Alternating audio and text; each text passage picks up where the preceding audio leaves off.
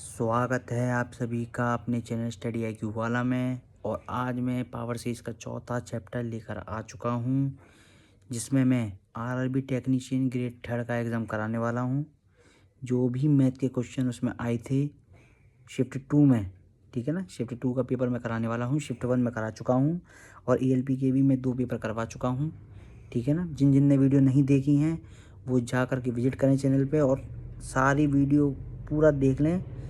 कौन कौन से क्वेश्चन आपके आए हैं एग्ज़ाम में, प्रॉपर वही क्वेश्चन मैंने लिए हैं, वही क्वेश्चन आपको करवाए हैं, सॉल्व पूरा प्रॉपर करवाया है, ठीक है। तो अच्छे से उसकी तैयारी कर लें, अच्छे से रिवाइज कर लें, अच्छे से मॉक टेस्ट लगाएं, ठीक है ना। और आज मैं एक और पेपर लेकर आ चुका हूँ पावर सीरीज के लिए। चौथा चैप्टर ये चल रहा है, आपके 3 में करा चुका हूँ, ठीक है ना। तो अच्छे से इसको कर लें। मैं आगे और भी लाने वाला हूँ वीडियो आपके लिए, ठीक है ना। तो इससे जुड़े रहें, मेरे चैनल से जुड़े रहें, ठीक है ना। तो देर नहीं करेंगे, इसको भी शुरू करते हैं, चलिए। तो दोस्तों, पावर सीरीज़ का चैप्टर 4 लेकर आ चुका हूँ मैं मैथ का पेपर सॉल्व कराने के लिए आप लोगों के लिए।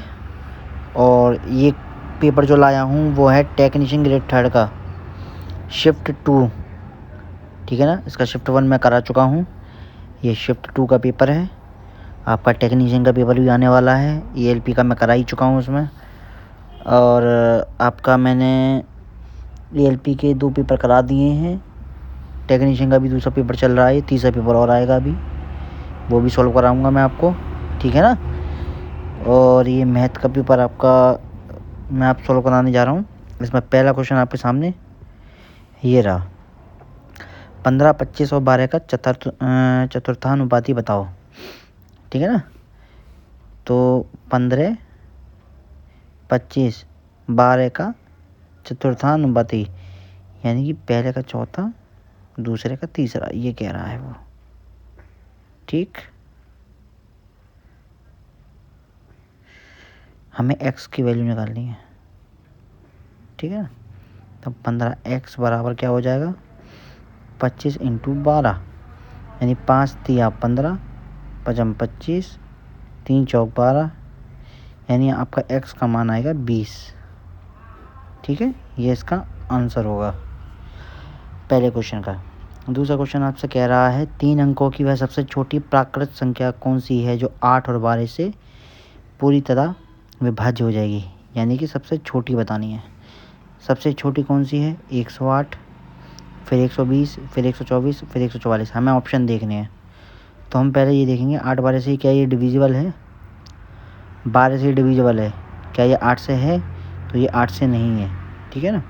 अब हम सेकंड ऑप्शन देखते हैं, ये 12 से डिविजिबल है, क्या ये 8 से डिविजिबल है, तो 8 1 हम 8, 4 बचा, 4 यहाँ आया, 8 5 40, यानी कि ये डिविजिबल है, ठीक है। तो सबसे छोटी प्राकृत संख्या ये है 120, ठीक है। अगला क्वेश्चन देखते हैं, रमा 720 रुपये की कमाई में से 65% खर्च करती है, वह कितनी धनराशि बचाती है, यानी सेविंग कितनी करती है।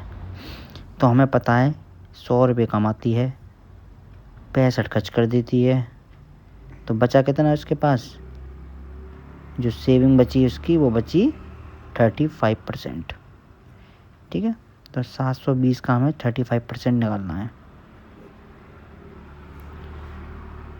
ठीक। तो 0 से 0 कैंसिल, तो इसको हम इस तरीके से लिख सकते हैं 36 इंटू 35 दूनी 70, 2 गुणा 35 बटे 10, ठीक है। 35 दूनी 70 यानी कि ये हो जाएगा आपका 36 गुणा 70 बटे 10, 7 6 42। तो आप देख सकते हैं जो पीछे का नंबर है 7 6 42, 2 किस में आ रहा है ऑप्शन में, पहले वाले में। पूरा सॉल्व करने की आपको ज़रूरत ही नहीं है, समय बचाओ बस, पेपर में आपको समय बचाना है। बाकी पूरा सॉल्व करना चाहो तो देखो 7 6 42, 2 हासिल 4, 7 21 4 25 आ गया 252। तो समय बचाना है हमें, तो हम पीछे पीछे का ही गुणा कर लेंगे सिर्फ, उससे यूनिट डिजिट से हमें पता चल जाएगा कि आंसर क्या है, ठीक है। ठीक है, आपका आंसर आ गया 252, ठीक। अगला क्वेश्चन कह रहा है रेखिक समीकरणों के युग्म 5x minus 3y equal to 7 और 7x plus 4y equal to 18 के हलों की संख्या हमें बतानी है। तो हम क्या करेंगे, दोनों समीकरणों में y को बराबर करेंगे, क्योंकि हमें x और y का मान निकालना है जो दोनों को सेटिस्फाई करे, इसको भी और इसको भी। तो हमने क्या किया, ये 4y था, इसमें 3 से गुणा किया, और ठीक है ना, इसमें हमने 4 से किया, क्योंकि हमें y को बराबर करना है। तो जब हमने किया तो ये हो गया 28, ठीक है ना, 4 तिया 12 और 4 पंजे 20, 3 सत्ते 21, 3 चौक 12, 28 तिया 54, ठीक है। इनको ऐड किया, ये एक दूसरे से कट गए और ये हो गया 41x। x की वैल्यू जो थी वो आ गई 2। अब 2 को यहाँ लगा देंगे तो 2 पंजे 10, 10 में से 7 गया 3, माइनस के 3, तो माइनस के 3 से माइनस 3 कैंसिल, तो y का मान 1। अब जो x की जो ये वैल्यू है ना 2 और 1, y की वैल्यू 1 और x की वैल्यू 2, इन दोनों का मान अगर हम यहाँ लगाते हैं तो 7 ही आएगा, यानी 7 इक्वल टू 7 आएगा, ठीक है ना। 2 पंजे 10 और 1 यहाँ करेंगे गुणा 3, 10 से 3 गया आया 7। अब यही मान आप यहाँ लगाएंगे, 2 सत्ते 14 और 1 का गुणा यहाँ करेंगे तो ये होगा 4, तो 14 4 18, यानी 18 इक्वल टू 18, यानी कि ये एक हल निकाल के आपको देगा, ठीक है। बाकी आप कोई भी इसमें वैल्यू लगाएंगे तो ये सेटिस्फाई नहीं होगी, इसी वैल्यू से सेटिस्फाई होगी, ठीक है ना। इसलिए ये सिर्फ एक ही हल निकाल के देगा आपको।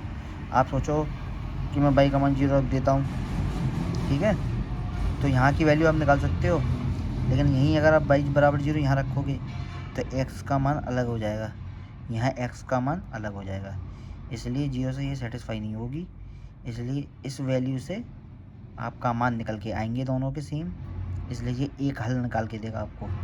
इसको बोलते हैं यूनिक सॉल्यूशन, ठीक है ना, UNIQUE, यूनिक सॉल्यूशन, इसको यूनिक सॉल्यूशन बोलते हैं, यानी कि अद्वितीय समीकरण जो सिर्फ अपने ही नंबर, जो जैसे x बराबर x का जो मान दिया है, y का जो मान दिया, उससे दोनों समीकरण आपके संतुष्ट हो जाएं, दोनों एक दूसरे को मतलब संतुष्ट कर दें, ठीक है ना। जैसे यहाँ पुट किया तो ये वैल्यू यहाँ से यहाँ तक लेफ्ट हैंड साइड और राइट हैंड साइड बराबर हो गई, वही चीज़ यहाँ होनी चाहिए, तभी यूनिक सॉल्यूशन निकलेगा, ठीक है ना। अगला क्वेश्चन देखते हैं। 5 + 9 - 9 डिवाइडेड 3 × 4, यानी कि 3 से 9 को भाग देंगे तो क्या आएगा, 3, 3 चौक 12, 12 और 9 5 14 माइनस, यानी कि ये आएगा आपका 2, ठीक है ना। तो आपका आंसर आएगा ये बी। अगला क्वेश्चन देखते हैं। यदि एक बेलन का व्यास और ऊंचाई 10 सेंटीमीटर और 10.5 सेंटीमीटर है तो बेलन का आयतन बताओ। व्यास यानी डी बराबर 10 सेंटीमीटर, तो त्रिज्या क्या हो जाएगी इसकी आधी, और ऊंचाई कितना दिया है 10.5, ठीक। बेलन का आयतन क्या होता है, बेलन का आयतन होता है πr²h, यानी कि पाई का मान होता है 22/7 इंटू आर का मान कितना है 25 इंटू 10⁵ वो 10.5, यहीं दशमलव गया तो 1 0 यहाँ आ गया, तो ये कटेगा 7 से, 7 एकम 7, 7 पंजे 35, ठीक। 25 दूनी 50, 25 दूनी 50 और 5 55 बटे 10 इंटू 15, 0 से 0 कैंसिल, ठीक। तो ये कितना हो जाएगा 15 पंजे 75 और 15 पंजे 75 और 7 82 सेंटीमीटर क्यूब, 825, ठीक है ना, 825 सेंटीमीटर क्यूब, ये आएगा आपका आंसर।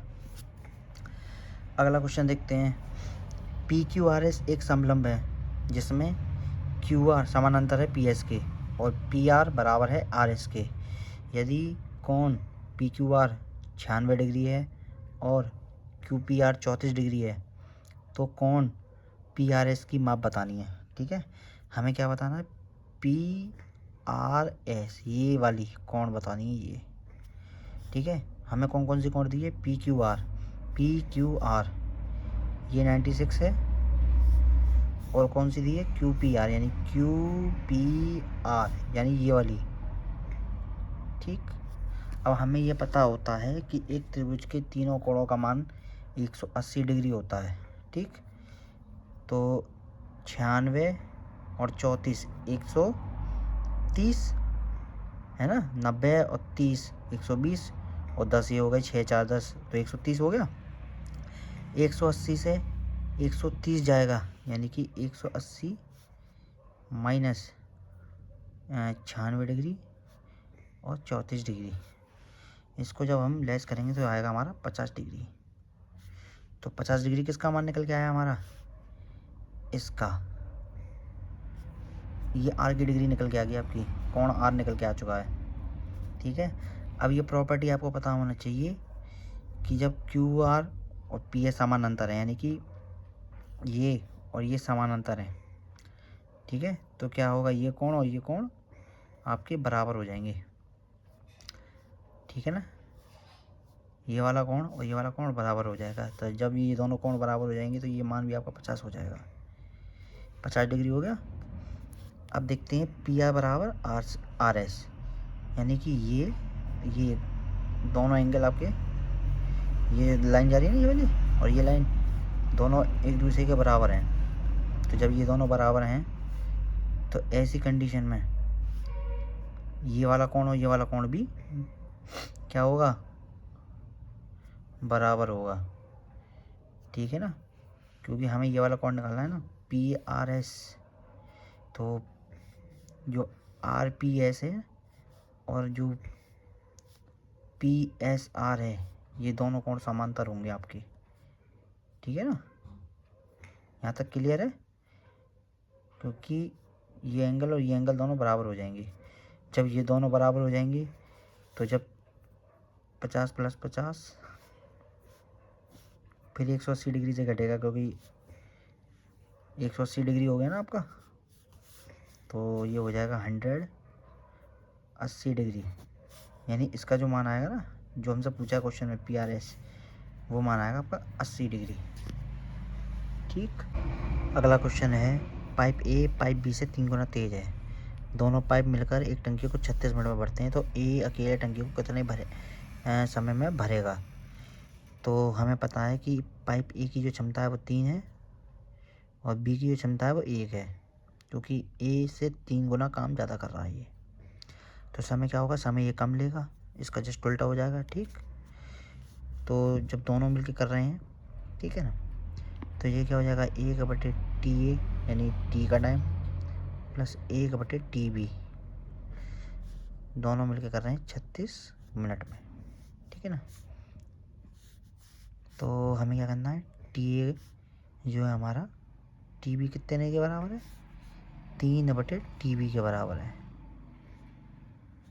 ठीक है ना।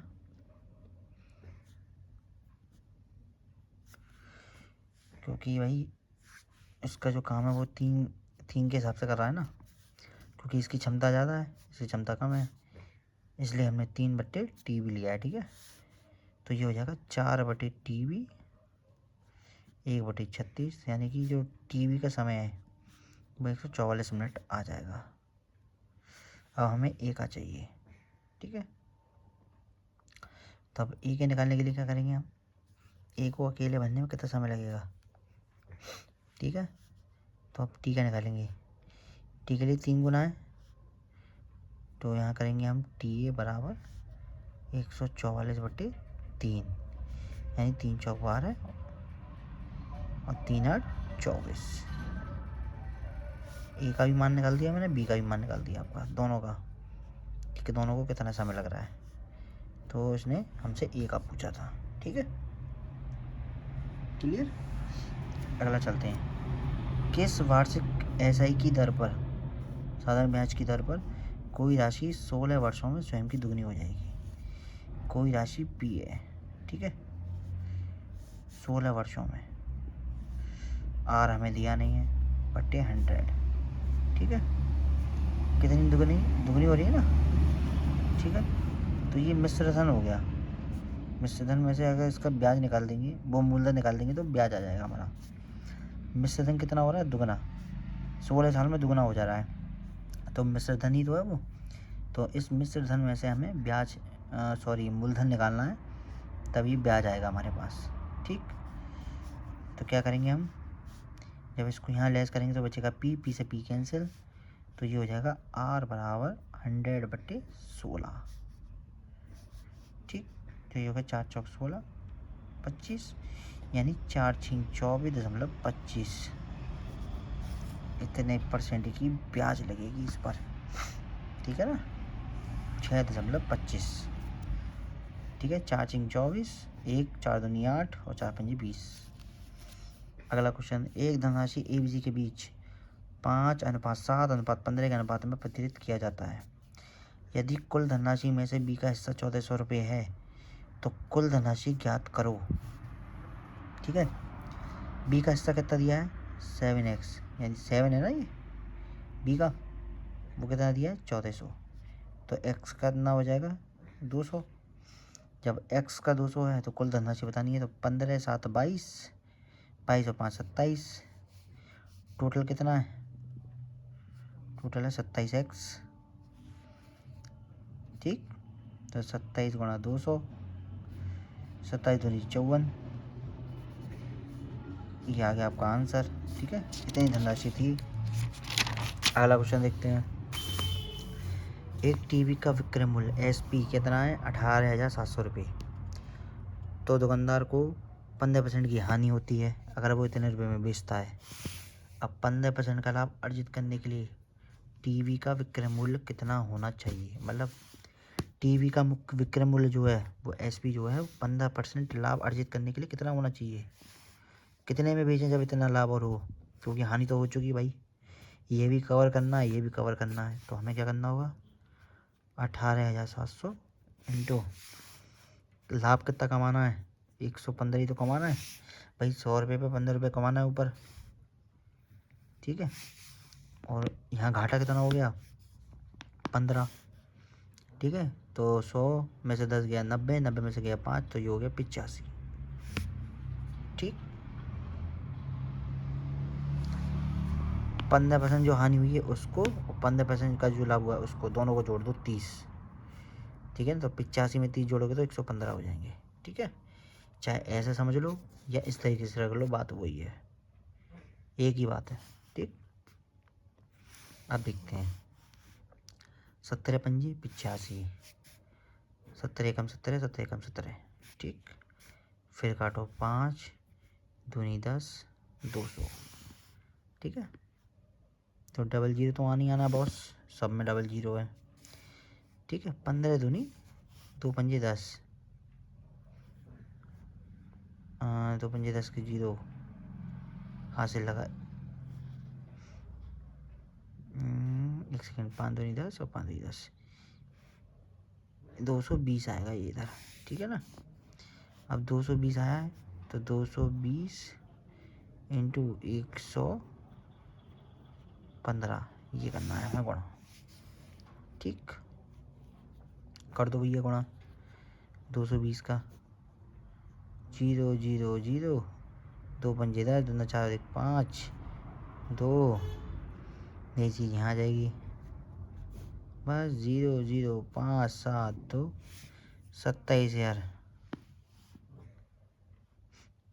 115 ही आ गया, 17 पंजे 85, 17 एकम 17, 17 एकम 17, 0 5 दूनी 10, फिर यहाँ आ गया 5 दूनी 10, 0, ठीक है। 220 इंटू 115, 0 0 0, ठीक है। 2 पंजे 10 के जीरो हासिल, 1 2 एकम 2 3 आएगा इधर, ठीक है ना, और फिर 2 एकम 2, ठीक है।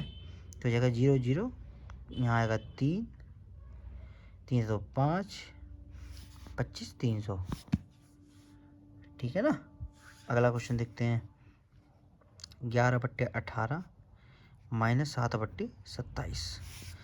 तो क्या करना होगा, हमें हर जो है ना नीचे के वो बराबर कर लेंगे, 3 का गुणा नीचे कर दो, 18 3 54, तो 11 3 33, 27 दूनी 54, और 2 7 14, 54 तो नीचे आएगा जाएगा पास। 33 में से 10 गया तो 23, 23 में से 3 गया 4 गया तो बचा 19, 19/54, वो भी पॉजिटिव में। ये रहा आंसर। ठीक है, अगला क्वेश्चन देखते हैं। किसी आंकड़ों का बहुलक उसके माध्य से, बहुलक यानी कि मोड, उसके माध्य से मीन से कितना अधिक है? 16.2 अधिक है, ये अधिक है। ठीक है, 16.2 अधिक है। ठीक है, फॉर्मूला क्या होता है? 3 मीडियन -2 मीन बराबर मोड, ये इसका फॉर्मूला होता है बहुलक का। ठीक है, ये बहुलक का फॉर्मूला है। फॉर्मूला मीडियन को माध्यिका बोलते हैं, मीन को माध्य बोलते हैं और मोड को बोलते हैं बहुलक। ठीक है ना। तो अब क्या करना है हमें? मीन का मान हमें दिया ही है। ठीक है, मोड और माध्यिका के बीच का अंतर बताना है, तो मीन में लगा दो बस। 3 मीडियन माइनस के ये 2 बाहर रख लो अंदर, और अंदर आपकी वैल्यू आ जाएगी 16.2 प्लस मोड बराबर मोड। ठीक है, तो 3 मीडियन माइनस 2 4, 16 दूनी 32। ठीक, माइनस की हो जाएंगे 2 मोड बराबर मोड। ठीक है, तो 3 कॉमन हो जाएंगे, तो ये हो जाएगा मीडियन माइनस मोड बराबर 32.4, यानी जो इसका मान आ गया आपका, ये आ गया 10.8, इतना ज़्यादा है। ठीक है ना भाई, 3 से डिवाइड करेंगे 108 पर जाएगा, पॉइंट की जगह पॉइंट लगा दो 1 नंबर की पहले। ठीक है, तो कितना ज़्यादा है? 108 ज़्यादा है आपका, मतलब 10.8। ठीक, अगला क्वेश्चन देखते हैं। x माइनस वाई, दूसरे ब्रैकेट में x प्लस वाई, तीसरे ब्रैकेट में एक्स स्क्वायर प्लस 4 स्क्वायर, फिर एक और ब्रैकेट है उसमें अंदर लिखा है x पर 4 प्लस वाई पर 4। ठीक है, तो इसका आंसर नॉर्मल है। इन दोनों का करेंगे तो ये हो जाएगा x square minus y square. ठीक है, वैसे डायरेक्ट भी निकाल सकते हैं हम इसको, पर आपको समझाने के लिए ये लिखना पड़ेगा। ठीक है, कि मैंने क्या स्टेप किया है। फिर इन दोनों का करेंगे, एक्स पे 4 माइनस वाई पे 4। ठीक है, ए प्लस बी, एक कोष्टक में ए प्लस बी, दूसरे कोष्टक में ए माइनस बी, ये होता है ए स्क्वायर माइनस बी स्क्वायर का फॉर्मूला। ठीक है, वही चल रहा है इधर। ये इन दोनों का किया मैंने ए स्क्वायर माइनस बी स्क्वायर, फिर इन दोनों का किया ए स्क्वायर माइनस बी स्क्वायर, बस घातें जुड़ती जाएंगी बस इसमें। ठीक है ना, अब ये घातें यहाँ जुड़ जाएंगी, तो ये हो जाएगा एक्स पे 8 माइनस वाई पे 8। अगला क्वेश्चन देखते हैं। 3 + 6 गुणा कोष्टक में 5 + 9 भाग 3 - 7, तो 5 और 4 9, क्योंकि पहले ब्रैकेट सॉल्व होगा, बोर्ड मास रूल। 5 4 9, फिर डिवाइड होगा। ठीक है, तो 3 3 9, 6 5 6 18, 18 + 3 - 7, 18 7 बजे गया तो ये हुआ आपका 11 और 3 14 आंसर। ठीक है, 18 3 21, 21 से 7 जाएंगे तो आपके कितने बचेंगे? 14। अगला क्वेश्चन, दो संख्याओं का औसत m है, यदि एक संख्या n है, यानी एक संख्या में n दी गई है, दूसरी हमें नहीं पता तो हम उसको x मानेंगे। अब दो संख्याओं का औसत हमने ये लगा दिया, ये हो गया m। ठीक है, हमसे पूछ रहा है दूसरी संख्या, यानी x की वैल्यू निकालनी है। सिंपल है, 2m, n को इधर ले आओ तो माइनस का n बराबर x, आ गई निकल के। ठीक है। अगला देखते हैं 135 मीटर और 155 मीटर लंबी दो रेलगाड़ियाँ, जिसमें एक 80 किलोमीटर प्रति घंटे की चाल से और दूसरी 65 किलोमीटर प्रति घंटे की चाल से विपरीत दिशाओं में चल रही हैं। दोनों रेलगाड़ियाँ के मिलने के क्षण से कितने समय में वे एक दूसरे को पूरी तरह पार कर लेंगी। तो जो दोनों हैं एक दूसरे को कितने समय में पार करेंगी। सबसे पहले तो हमें ट्रेनों की लंबाई जोड़नी है, ठीक है ना। और जब विपरीत दिशाओं में चल रही हैं तो दोनों चाल जो है वो जुड़ेंगी। अगर समान दिशा में चल रही होती तो घटती, ठीक है। समान दिशा में चलेंगी मतलब दो ट्रेनें अगर ऐसे ऐसे चल रही हैं एक साथ एक ही दिशा में तो घटेगा, माइनस होगा। और अगर एक सामने से आ रही है और एक ऐसे जा रही है तो ये होगा पॉजिटिव, क्योंकि जुड़ रही हैं, ठीक है ना। तो क्या हो जाएगा आपका 290 बटे 145, ठीक है। ये हो गया आपका मीटर, ये होगा आपका किलोमीटर प्रति घंटा, ठीक। अब काटेंगे इसको, ठीक है। तो ये हो जाएगा 29 गुणा 10 बटे 145। तो यहाँ पे जब आप काटेंगे तो ये हो जाएगा 29, 5 दूनी 10, तो 5 दिया 5 दूनी 10 तो 5 दूनी 45, 5 दूनी 10 5 दिया 5 दूनी 45 5 दूनी 10, ठीक। 29 से 29 कैंसिल, ठीक है। 2 बटे 1, अभी किलोमीटर यहाँ है, प्रति घंटा है और ये है मीटर में। अब क्या करना है, 2 यहाँ है 5 बटे 18 यहाँ लिखना है इंटू 1। 18 को ऊपर ले जाओ तो ये हो जाएगा 36 बटे 5 मीटर, ठीक है, मीटर प्रति सेकंड। तो जब हम इसको भाग लगाएंगे हो जाएगा 7.2 सेकंड, ठीक है। सेकंड ऊपर पहुंच जाएगा, मीटर मीटर कैंसिल हो जाएगा, 5 सत्ते 35 5 दूनी 10, ठीक। अगला क्वेश्चन देखते हैं। एक परीक्षार्थी को परीक्षा उत्तीर्ण करने के लिए उसे 55% अंक प्राप्त जो करना है वो अनिवार्य है, मतलब 55% नंबर तो उसे चाहिए ही चाहिए। यदि उसे 120 अंक और प्राप्त होते और वह 78 अंकों से अनुत्तीर्ण हो जाता है तो परीक्षा के कुल अंक कितने हैं। मतलब परीक्षा कितने नंबर की हमें ये बताना है, ठीक है।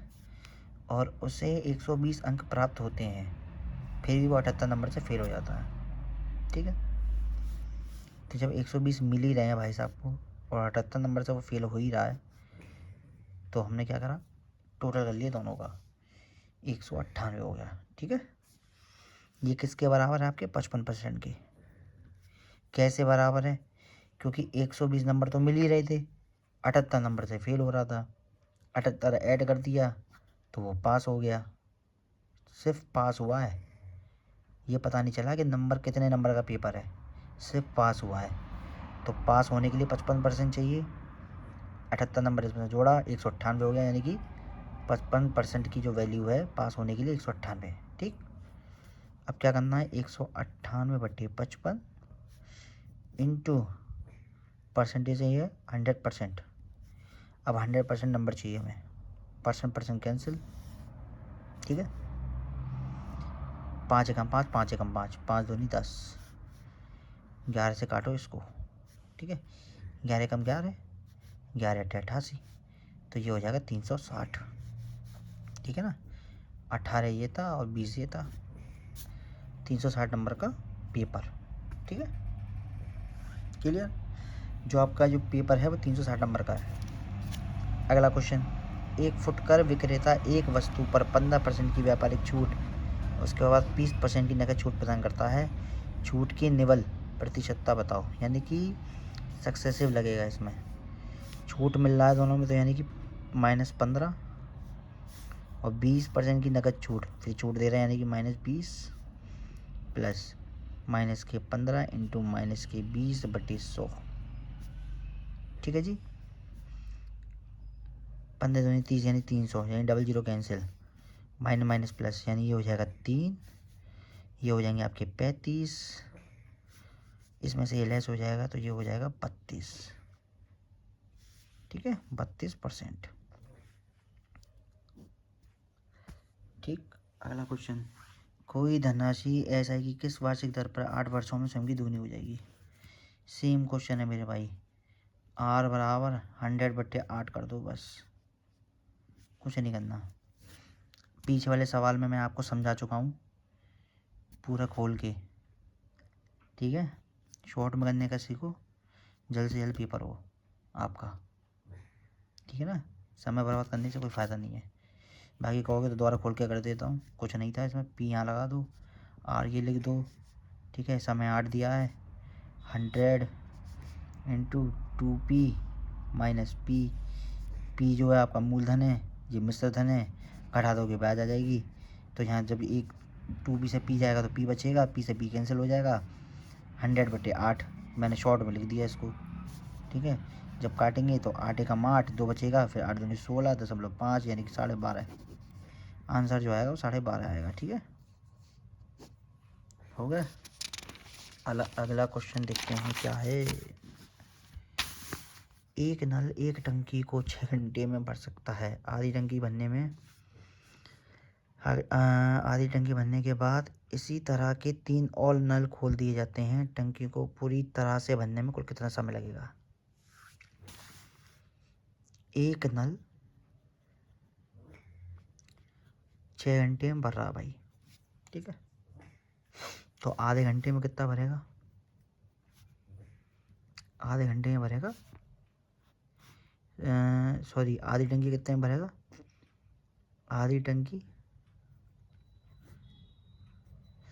आधी टंकी भरेगा वो 3 घंटे में। ठीक है, जब एक नल 6 घंटे में भर रहा है पूरी टंकी को, तो आधी टंकी 3 घंटे में भरेगी। तो ऑप्शन 4 तो नहीं होने का भाई, नहीं है होने का। ठीक है, पूछो क्यों, क्योंकि उसके बाद 3 नल और खोल दिए जाते हैं। ठीक है, तो जब आधी भर गई तो आधी भरने में कितना समय लगेगा, 3 से कम ही तो लगेगा, 3 से ज़्यादा थोड़ी लगेगा। तो अब इन दोनों में से देखना हमें कि 15 मिनट आएगा या 45 मिनट आएगा। ठीक है ना, अब देखते हैं अब भरनी कितनी है हमें, आधी टंकी। ठीक है, आधी भर चुकी, 3 को लिख लो साइड में, यहाँ ये भी चल रहा है आपका। ठीक, आधी टंकी भरनी है भाई साहब। ठीक है, टंकी कितनी भरनी है भाई, 6 घंटे में ही तो भर रहा था। ठीक है, पहले भर रहा था वो अकेले, तो 3 घंटे में भर दी। अब भरेंगी 4 टंकियाँ, क्योंकि एक तो वो खुद शामिल है। ठीक है, एक टंकी ये शामिल है, 3 टंकी ये हो गई, 4। ठीक है, तो 1/2, 3/2 यानी 3/4। ठीक है, तो ये 3/4 घंटे में भरेगी भाई। ठीक है, अब हमें मान निकालना है मिनट में, तो 60 का इसमें गुणा कर दो भाई, 60 मिनट में निकालना है। ठीक है, तो घंटा इसमें कैंसिल। तो जब 4 से करेंगे तो 15 चौक 60, 15 तिया 45, 3 × 15 मिनट यानी कि 45 मिनट। तो टोटल टाइम हो गया 3 + 45 मिनट यानी कि 3 घंटा 45 मिनट।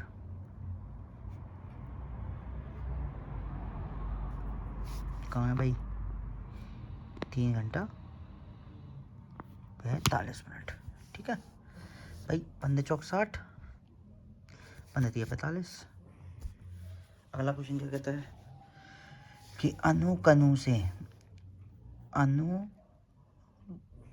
कनु से 2 वर्ष बड़ी है। अनु ही तो बड़ी है, बराबर करने के लिए कनु को बड़ा कर दो 2 वर्ष।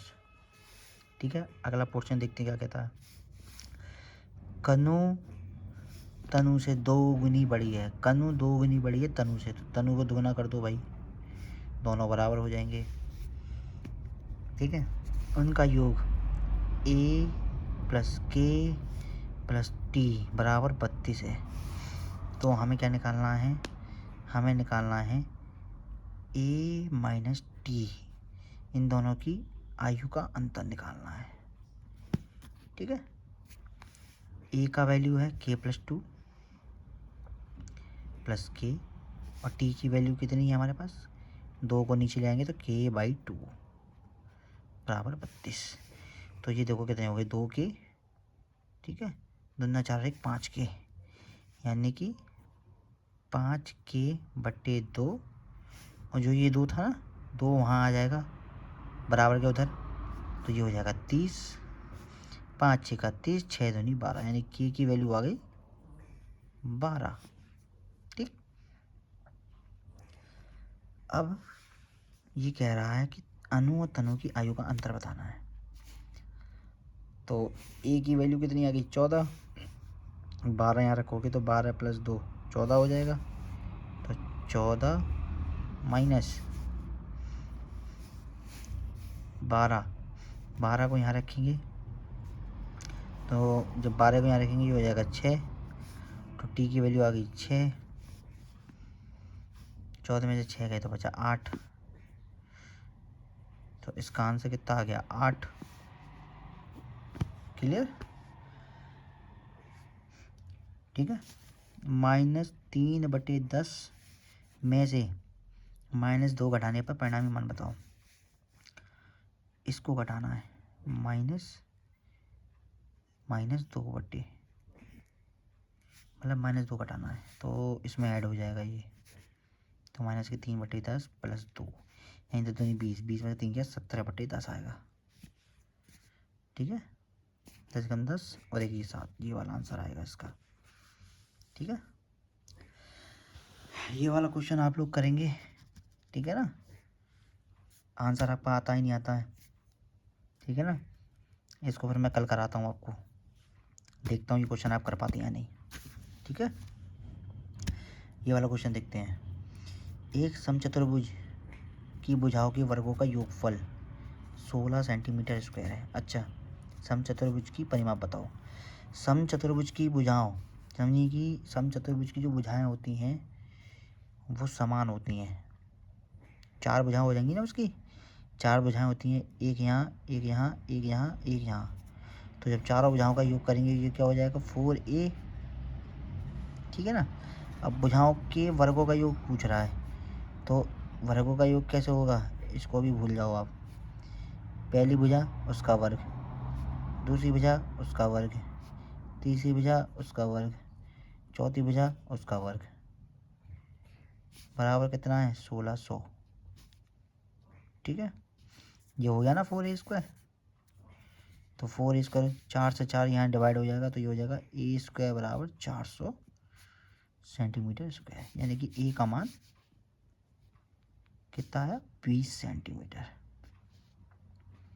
अब हमें परिमाप चाहिए, तो परिमाप क्या होता है भाई, समचतुर्भुज का 4a, यानी कि 2 चौके 8, 80 सेंटीमीटर। ये आ गया भाई आंसर। ठीक है, तो मैंने आपको सारे क्वेश्चन करा दिए हैं। एक क्वेश्चन ये होमवर्क आपको दिया है, 10a + 1/10a का मान बताओ।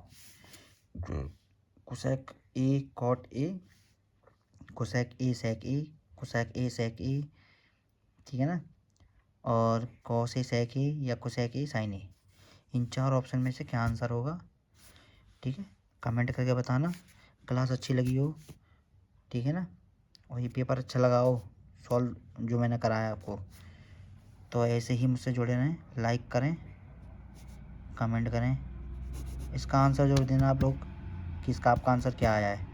फिर ये सवाल मैं आपको कल करा के दूंगा, ठीक है ना, और इसको जितना हो सके शेयर करें, ताकि और भी बच्चे जो टेक्नीशियन का एग्ज़ाम देने वाले हैं, ELP का एग्ज़ाम देने वाले हैं, और ग्रुप D का भी जो एग्ज़ाम देने वाले हैं, उनकी मैथ की प्रिपरेशन अच्छे से हो सके। JEE सेक्शन कंट्रोलर, जो सेक्शन कंट्रोलर का जो एग्ज़ाम होगा आपका, ठीक है ना, तो उन सब के लिए इम्पोर्टेंट वीडियो है, और भी मैं वीडियो डाल चुका हूँ, तो उससे प्रैक्टिस करते रहें। ठीक है, मैं और भी पेपर लाने वाला हूँ, ठीक है ना, ऐसी तैयारी बेहतर करते रहें। बहुत बहुत धन्यवाद।